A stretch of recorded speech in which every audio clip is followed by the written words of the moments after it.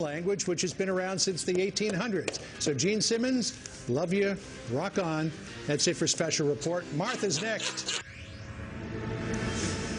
Good evening, everybody. I'm Martha MacCallum. Tonight, the story is here at National Park, and so are we. The congressional baseball game is about to get underway, given the horrific shooting of 5 people yesterday and the still critical condition of Majority Whip Steve Scalise, a man who is on everyone's minds tonight. There will be a moment of silence shortly. We will take you there when that gets underway. Lobbyist Matt Mika also very seriously injured in this attack. Congressman Steve Scalise's staff is here, though. His chief of staff saying, quote, all of Team Scalise, current staff, alumni, family, and friends will be out in full force at tonight's charity baseball game. It is exactly where Steve would want us to be.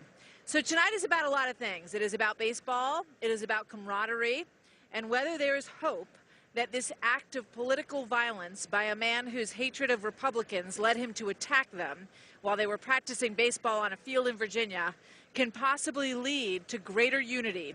Congressman Roger Williams and his legislative aide, Zach Barth, lived the hell that unfolded yesterday morning, and they are here tonight in solidarity. But we begin with Peter Ducey, who is live down in the ballpark just behind me with the breaking details on Majority Whip Scalise's condition tonight. Peter.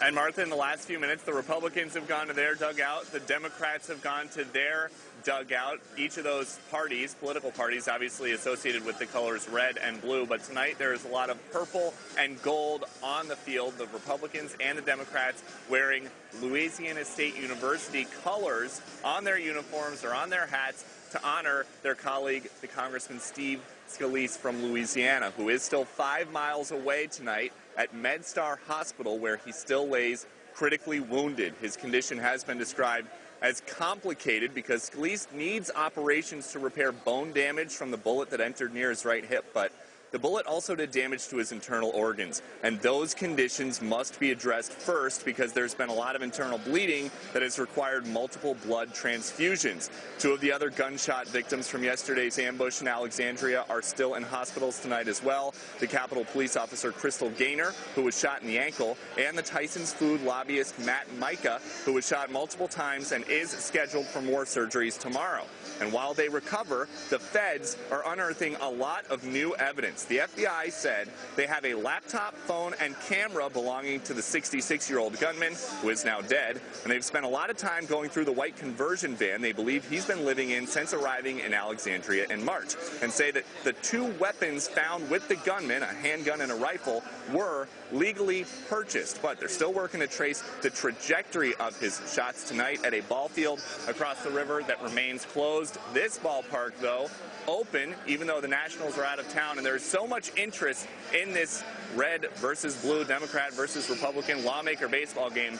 20,000 tickets have been sold, and more than $1 million has been raised for charity. And to put that into context, they've had this event just about every year for the last 108 years. They know how many people they need to ask the Nationals to set aside seats for, but today they had to call the ball club, the National League Ball Club, and say, we need some more room. And the Nationals did accommodate them. And as for that $1 million, that is double what they raised so far, and that's just the pregame total. Of course, the game hasn't even started yet. Martha. Peter, thank you so much. Let's bring in Fox News chief national correspondent Ed Henry, who combines everything about politics and baseball. He's an expert, of course, in both. Good to see you. Good to see you tonight, too, Ed. You know, it's very bittersweet. The enthusiasm, the reason that, you know, there are all these networks lined up here to be here tonight is because of what happened in that park yesterday morning. These lawmakers take this seriously. They play every year in this annual charity game. It goes back to about 1909. And they actually keep stats. And I went and checked Steve Scalise's stats today. And he's been one of their better players on the Republican team in recent years. He is used as a pinch runner a lot because of his speed. He scored 4 runs in 7 seasons. That's a lot for some of these older lawmakers who, you know, not have, you know, past their prime. But that's one of these bitter ironies about now he's in a hospital, as Peter said, 5 miles away, can't run. You know, he's been medicated. He's now gone through 3 operations. And I heard a little nugget from one of his Republican colleagues who told me that Steve Scalise's wife, Jennifer, and their 2 very young children were already planning, obviously before this shooting, to come to Washington because the kids wanted to cheer their dad on the ball field. And it breaks your heart to hear those kinds of details.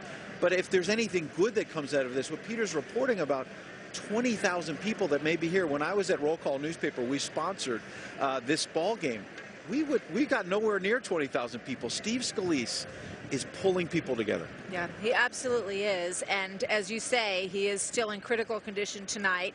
Everybody is thinking about Steve Scalise and about Matt Micah. I mean, we're all here at Nationals Park. You can see as the crowd is filling in here, it's fun to watch these guys down there because, you know, they're members of Congress. They're not professional baseball players, but they're here for this amazing moment in Nationals Park in this huge stadium. People are filing in by the thousands down there as we watch them come in. You know, the big thing that we've all talked about a lot since this happened yesterday morning, Ed, and what a shock it was to everybody, obviously. And we see some of them coming out to the field now. And there's Roger Williams, who you're going to hear from in just a moment, on the crutches. He broke his ankle as he went into the dugout running from this shooter, and he is here tonight. You're going to hear from him in just a moment. But the unity question, Ed, can it happen? Can it make a difference? You don't want to be pessimistic on a night like tonight when we want to be very optimistic. But you hear these lawmakers after 9/11, after various tragedies, saying we're going to come together. And they come together for a brief time, and then they go back to their respective corners very quickly. Maybe tonight we're going to see a tribute video we're expecting from President Trump. That might be why they're gathering now. We should point out that they're getting together literally at this moment. They've all joined in the middle of the field. You know the significance, Martha, Huge is applause. they're getting around second base because, remember, Steve Scalise was manning second base on that practice field, not here at Nats Park, but at that practice field in Alexandria when the horror, the video, when you hear the audio of the chanting behind us, Ed, I don't want to interrupt, but you can hear everyone chanting USA. It's very moving here tonight, I have to say. I mean, and they're coming together for and now prayer. everyone is kneeling down to pray. And you can Let's take a moment here. Yeah.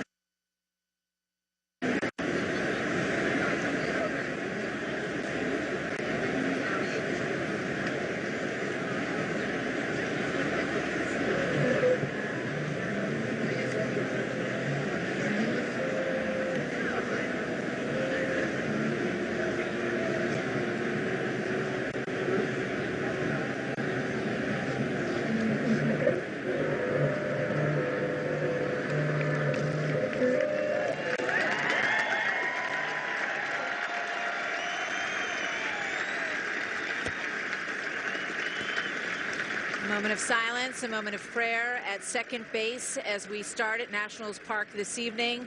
It's a weighty moment. Steve Scalise is in the hospital just a couple of miles from here, as we have been talking about with Ed Henry. Matt Micah, who is a lobbyist with Tyson Foods, received shots in the chest.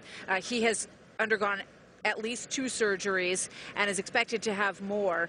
We also want to remember the Capitol police officers, Griner and Bailey, who saved so many of these after being wounded, and they get back up and they take this man out. And it's remarkable because when you see the significance of Democratic and Republican lawmakers praying together out by second base here at Nationals Park, second base, the position that Steve Scalise has played, and where he was shot when he was taking those ground balls. And, you know, when you hear that video from yesterday, how awful was the 50, 60 shots going off. And the accounts of lawmakers who said Steve Scalise was crawling from second base to the outfield to try to not get shot again. And you don't want to focus on the negative. You want to think about the positive. The cheers we hear behind us now in this crowd. Like I said, when I was at Roll Call Newspaper, we would be lucky to get a couple of thousand people at a minor league ballpark where we did this game originally. Now it's here at Nats Park. a major league ballpark that seats 40, 50,000 people. It's not full, but as you said, about 20,000 people. That is a remarkable statement. We expect President Trump next. We do expect President Trump. We're just listening to some of the singing that is happening on the field. Let's listen to that for a moment.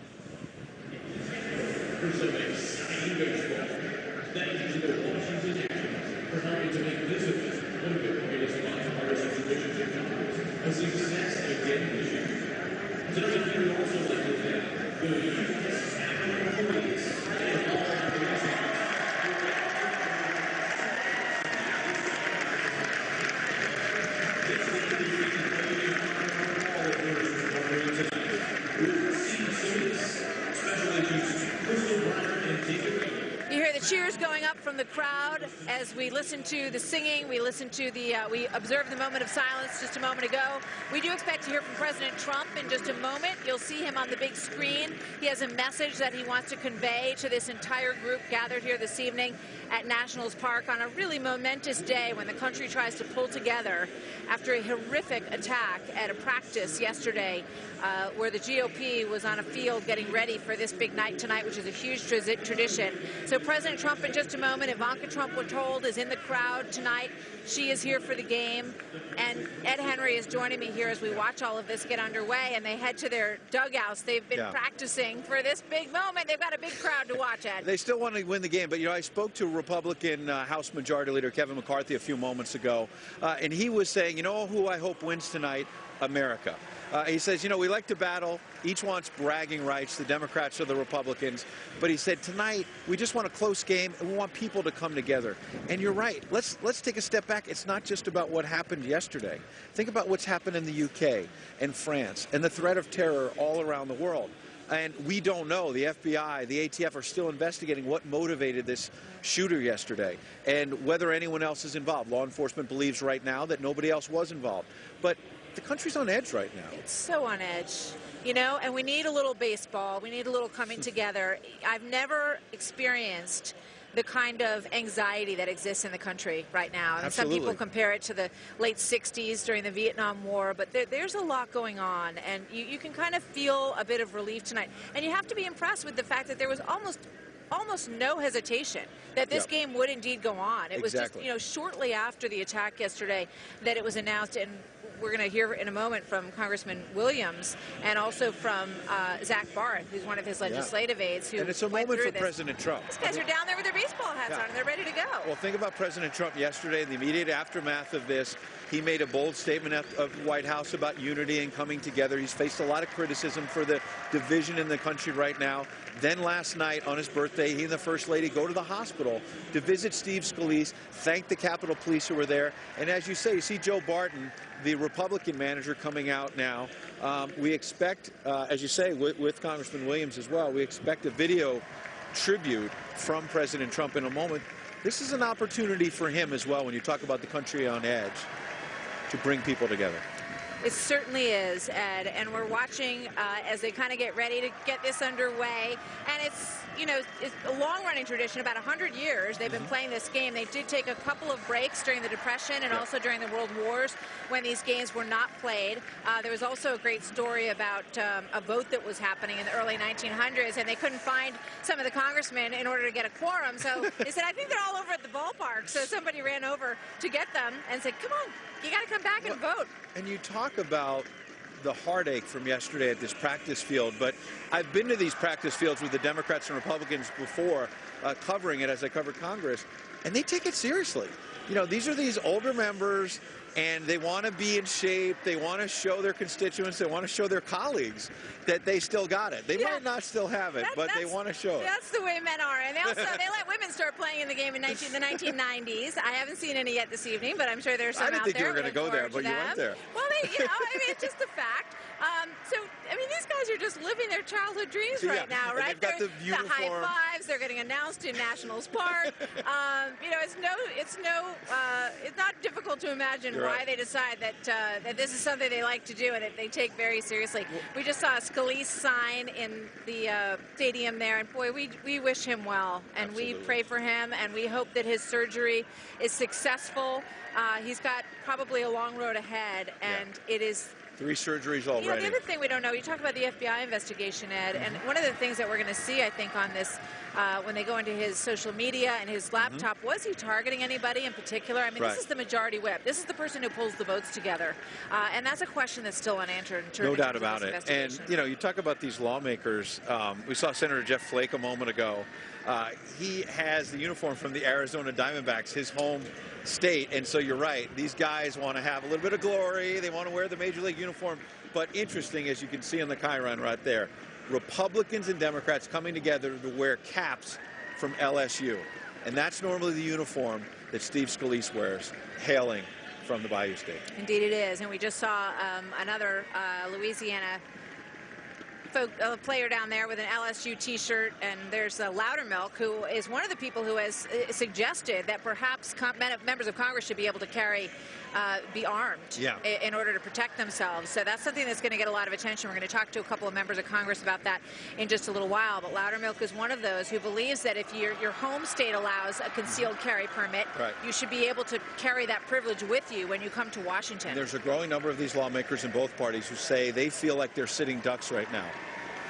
With this division in the country right now, with the social media, people getting fired up, and if you don't vote the way they like it, they don't just say, I disagree with you now. People get pretty angry, and there's concerns. So let's take a look at the interview that we did earlier this evening with Congressman Williams and Zach Barth. Let's take a look. Joining me now, 2 men who lived to tell the story of yesterday's ambush. Congressman Roger Williams of Texas injured his leg escaping the chaos, but he is here tonight serving as the GOP's third base coach while on crutches, albeit. He's joined by his legislative aide, Zach Barth, who was shot in the leg. Gentlemen, thank you so much. It is a beautiful night out here. Congressman Williams, let me start with you. When you look at where you were yesterday, and you think about where you woke up this morning and got here tonight, what's it like 24 hours later as you look back on what happened? Well, it's hard to compare, Martha. It's what we had happen yesterday was something that nobody ever thinks they'll be involved in. But we literally, thanks to Capitol Police, we saved 25 congressmen and some staff members. It was a moment that we all have our story. Zach has his story, I have mine. But we can't give enough praise to the Capitol Police that literally saved a massacre that would have happened yesterday. Yeah, I mean, you were huddled in that dugout when officers Greiner and Bailey took this shooter down. Describe for me, Zach, if you can, what it was like in those moments when you were waiting in that dugout with Senator Flake and the others. What was that like? You know, it was a harrowing moment from the beginning. I was out in center field shagging fly balls when the shooting started. You know, time kind of stood still after that first crack of the rifle, and somebody said run, and I ran as far away from the shooter as I could. Ran to the right field, corner right field. Got down on the ground because there was nowhere for me to go. Then he turned his sights to me and started shooting at me. Everything started popping around me.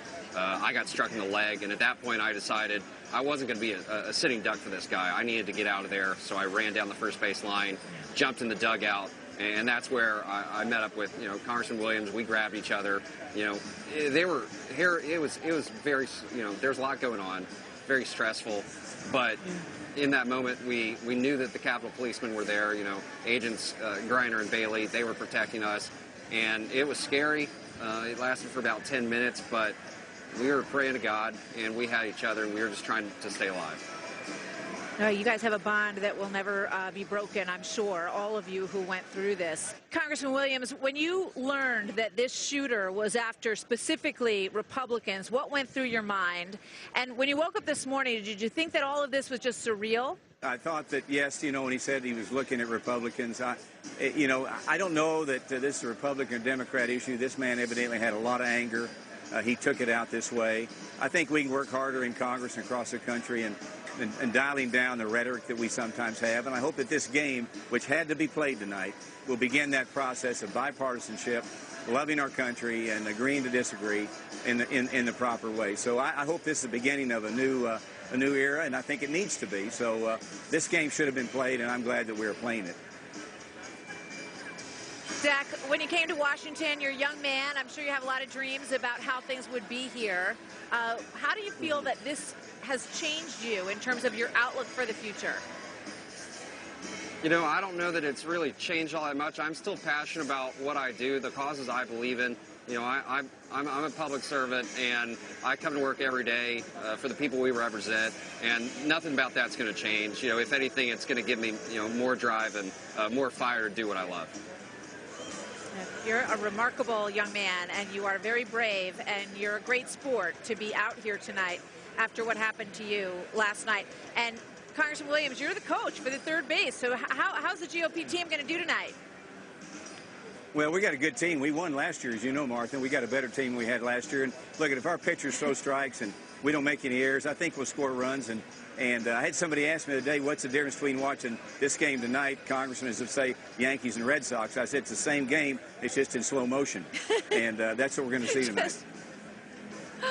Gentlemen, thank you so much. Zach, we wish you a speedy recovery. And again, you are an amazing sport. You got a lot of spirit. And we're very glad that you are both okay. Thank God for those Capitol Hill police officers who saved so many of you. And we thank you both for your service to the nation that you are doing here in Washington. Thanks, guys, and have a great, great night. Thank you. Thank you. They were both so impressive, and they are having a great night down there. We've seen both of them on the field just moments ago. So after initially coming together in the wake of this shooting attack, several lawmakers in some ways have become split again over the issue of threats, death threats in some cases, that have been sent to some of these members of Congress. Unfortunately, my next guest knows too much about these dangerous threats. This man allegedly called Congresswoman Martha McSally, telling her to, quote, be careful when she returns to Tucson, and that her days were numbered. Here now, Republican Congresswoman Martha McSally joins me up here on the rooftop. How are you? A lot of mixed emotions right now. It really is. They just put up Steve's picture and announced him. He's not here with us. He's still in our prayers and his family. But we're coming together for an American tradition. We're not going to be stopped. We're here, you know, uniting as a team, as a Congress, and all the supporters. So it is bittersweet. Tell me a little bit about what happened to you with this person, because it reflects on the experiences that many people are having these days. Well, I also represent Southern Arizona, and in 2011, Gabby Giffords was shot, and we had 6 people killed, and Gabe Zimmerman, the first congressional staffer, killed in the line of duty in my community. And so we had this individual arrested pretty swiftly for 3 separate threats, indicted on 3 counts, threatening to kill me. All right, I'm sorry, control room? All right, we're going to stop now for the national anthem. Awesome. I'm going to salute. National anthem this evening, we welcome the congressional awards, directed by James Simmons.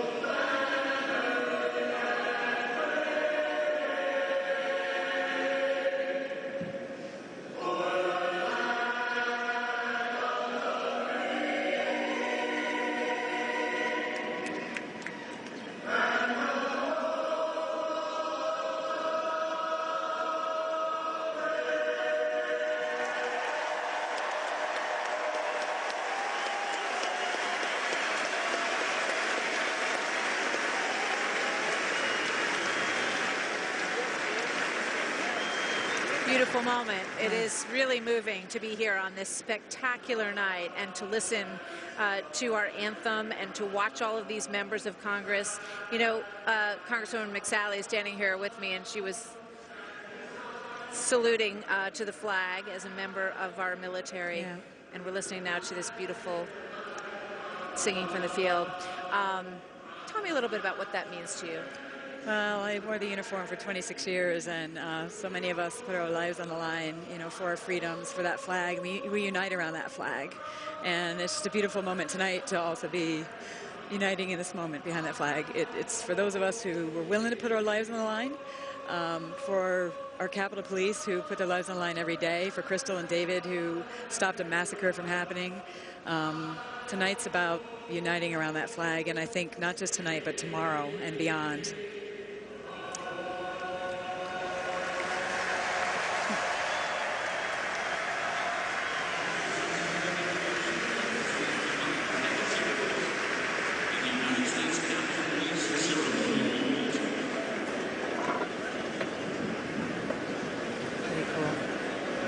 We're just taking it all in here. We are awaiting a moment and a statement from President Trump here shortly.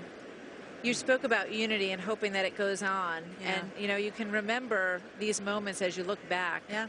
And the color guard is passing as we watch all of this. We want to be respectful of the things that are happening on the field at the same time while we're taking all this in.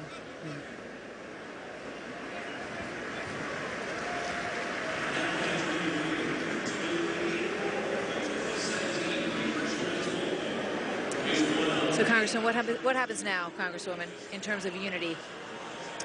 Well, now we need to keep it going, and I think we all need to do our part. I mean, for those of us who are in public office, but really everyone in the country and the community, I think we got to look inside our hearts and ask how we got here and what can each of us do to have this be a turning point. Crisis always can equal an opportunity, and I think now is our opportunity. I'm doing a Facebook Live session at 7:45 with my Democrat friend and colleague, Kathleen Rice, to show that kind of unity, to have people be able to tune in. We're going to have other members stop by as guests. That's great. You know, again, just to show we are stronger together than we are separate. We agree on more than we disagree on. I've worn the uniform, and the enemy is out there and other places that are trying to kill us and our way of life and take it away, and they're not amongst us. We have to remember that and stay true to that. We can have sincerely held disagreements. We can have rigorous debates, which we should, but we can still honor each other and maybe listen and maybe learn something from each other. So I think it really matters, the tone. It's hot and boiling right now. And it really when is. The threats were happened against me and the man was arrested, I said to my friends, family, and loved one, I'm like, I just feel like it's only a matter of time before someone takes action. And sadly, that's happened, and it's got to stop. Congresswoman, thank you very much. We couldn't agree more, and we hope that there is some hope for the future in the wake of the sadness and the difficulty and the trauma that has been experienced by those who are in the hospital still. Thank you very much, Congresswoman absolutely. Martha McSally, joining us tonight. Up next, we are awaiting a message from President Trump. We will be right back with that after the break, live from Nationals Park with the story.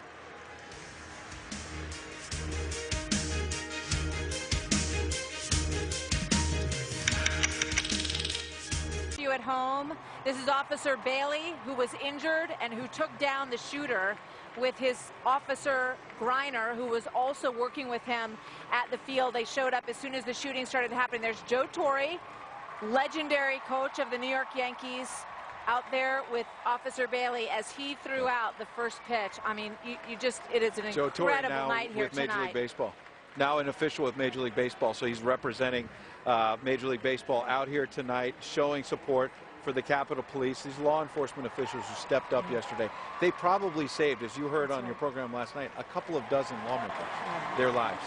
And you talk about the debate over guns, which we're not going to get into at this minute, but these men, this man and this woman, these officers who showed up with their arms, saved the lives of probably 15, maybe more people yesterday. Lawmakers and staffers and others and who they're were there. the first to tell you, because they watched it all play out, and this man is a true hero, Officer David Bailey. We commend him tonight, and what a wonderful moment to see him throw out that pitch. The ovation was incredible too. This crowd just roared. Really beautiful moment. So we're watching, you know, sort of two sides of the story here tonight, Ed. You have the really good feeling that's happening Unity here at this field and coming together, and then you have the divisiveness that's happening out there in the media and in some places on Capitol Hill, unfortunately. And one of the stories out there tonight is the New York Times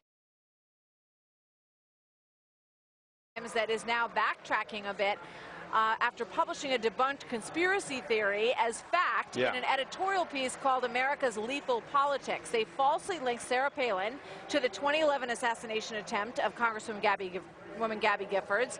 Chief National Correspondent Ed Henry with me throughout the course of this here tonight has been looking into this story. I mean, this was an egregious error. Yeah, because think about the context. You're talking about a situation where a Republican lawmaker and other Republicans were targeted by a left-wing activist, basically, who said he wanted to go after Republicans based on his Facebook posts and whatnot. You don't have people blaming Bernie Sanders just because this man, the shooter who's now dead, volunteered for Bernie Sanders. Nonetheless, the New York Times decided, let's go after Sarah Palin with this debunked theory. Here's what they put in the editorial. In 2011, when Jared Lee Loughner opened fire in a supermarket parking lot, grievously wounding Representative Gabby Giffords and killing 6 people, including a 9-year-old girl, the link to political incitement was clear. Before the shooting, Sarah Palin's PAC circulated a map of targeted electoral districts that put Ms. Giffords and 19 other Democrats under the crosshairs. Now, there's one problem.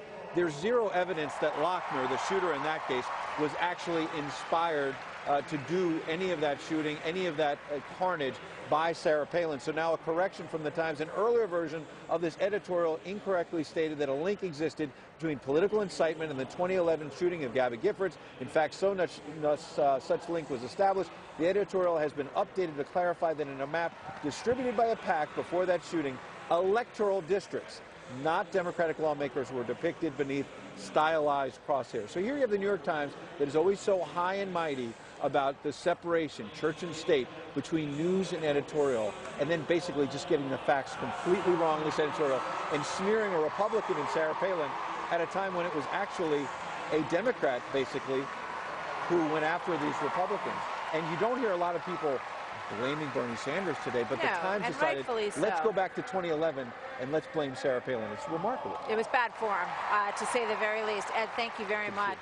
I want to bring in Bill Bennett, who is the host of the Bill Bennett podcast and a Fox News contributor. Bill, a lot juxtaposed this evening. We're looking at this great shot as they begin this baseball game tonight, and we're just talking about that story in the New York Times, which they corrected, but the one line that they added really undercut the meaning of the entire editorial. So to add one line that corrects it and not apologize for ever printing it in the first place is pretty tricky territory. Yeah, well, the New York Times admitted fault for a minute and then corrected itself, readjusted itself back to its course. This was a very moving moment with Officer Bailey out there. This is the way America works through things. This is this amazing country. I was thinking of a line from Virgil. Here two things mortal touch the mind, and there are tears for passing things. Here too the honorable finds its due. You heard the cheer for the Honorable Bailey and Griner. There is something to celebrate. There is something to celebrate here. But look, divisiveness will go on, bitterness will go on, anger will go on. I have a couple of ideas that I think we could use moving forward. Could we start, Martha, at the outer edge and say, no more death threats, no more representations of the death of your political enemy or your political opposition? Martha McSally is exactly right. These are not our enemies. This is the opposition. Our enemies are ISIS and Al-Qaeda. But no more death threats, no more holding heads, no more putting the president in the role of Julius Caesar being assassinated, no more talk about blowing up the White House. Let's all agree to that. Second, maybe, as it's against the law to threaten the life of the president, it should be against the law to threaten the life of any public official. Can we just start at that point and then see if we can work our way back to greater civility? Great points, Bill. In terms of the president, we are expecting a statement from the president. What role would you like him to play in that? You know, I've always wanted to do color. I thought that pitch was a little high for a strike, but never mind.